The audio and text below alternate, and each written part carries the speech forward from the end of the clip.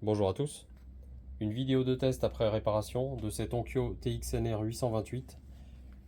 Donc un ancien gros ampli home cinéma de chez Onkyo. Je vous montre son numéro de série. La connectique établie. Et je vous précise que la panne d'origine était un canal défectueux, donc qui délivrait une tension continue anormale. Et quelqu'un avait ouvert cet appareil et en faisant des mesures a fait un court-circuit. Donc il a endommagé un second canal, ce qui est extrêmement rare et totalement anormal. Donc ça a nécessité un temps de main d'œuvre assez important. Et il a fallu reprendre donc 2 étages de puissance au lieu d'en réparer un seul.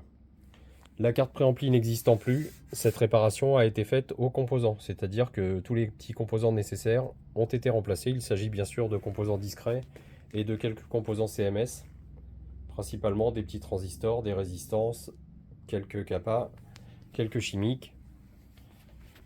Voilà, donc c'est juste un temps de recherche très long, un temps de recherche des composants lui aussi assez long. Donc je vous montre l'état général de l'appareil puisqu'il est arrivé dans un carton très petit. Les pieds arrière étaient cassés, je les ai remplacés. C'était convenu sur le devis.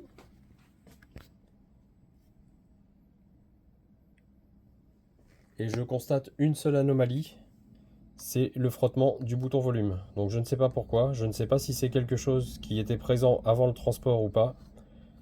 Donc quand on fait un tour, à chaque tour, le bouton a un gros point dur ici sur le côté. Il faudrait le limer, je pense qu'il est déformé. Donc j'ai regardé la fixation, elle est correcte, le potentiomètre est correct. Alors, on peut pas parler d'un potentiomètre, hein, c'est un encodeur rotatif tout simplement. Bon, maintenant je vous montre d'une part que l'appareil est en service. Je suis en train de diffuser quelque chose sur YouTube via la Chromecast. Chromecast Ultra 4K, hein, bien sûr. Donc actuellement sur le canal principal droit. Je vais déplacer maintenant simplement le fil plus de mon enceinte sur la voie centrale, sur la voie principale gauche, sur le canal sur une gauche, donc celui que j'ai réparé, sur une droite et sur une back gauche. Lui aussi a été endommagé, mais là par la personne qui a ouvert cet appareil avant moi. Donc la personne qui a fait un court-circuit a endommagé le canal sur une back gauche, ce qui n'avait pas de raison d'être puisque a priori l'appareil avait simplement un dysfonctionnement du canal sur une gauche. Donc je continue, mais je pense que les autres voies ne sont pas attribuées. Voilà, par défaut, les sorties front 8 et front wide ne sont pas activées. Donc j'ai les deux sur une back, les deux sur onde, la voie principale droite, la voie principale gauche et la voie centrale. Donc cet appareil est restitué parfaitement fonctionnel. Il reste en service tout à fait normalement, ce n'était pas le cas, l'appareil restait bloqué en sécurité. Et donc tout est correct, le volet fonctionne correctement, il s'ouvre et se ferme, il maintient correctement en position fermée.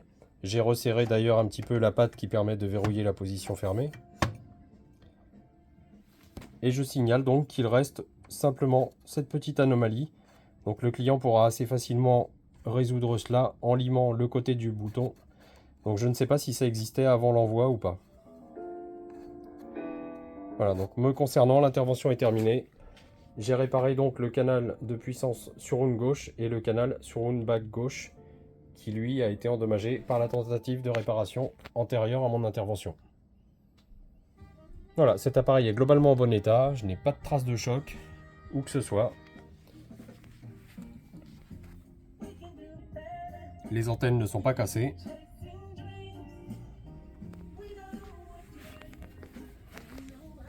Je vais vous montrer que le menu OSD est présent également lorsque j'appuie ici sur Home.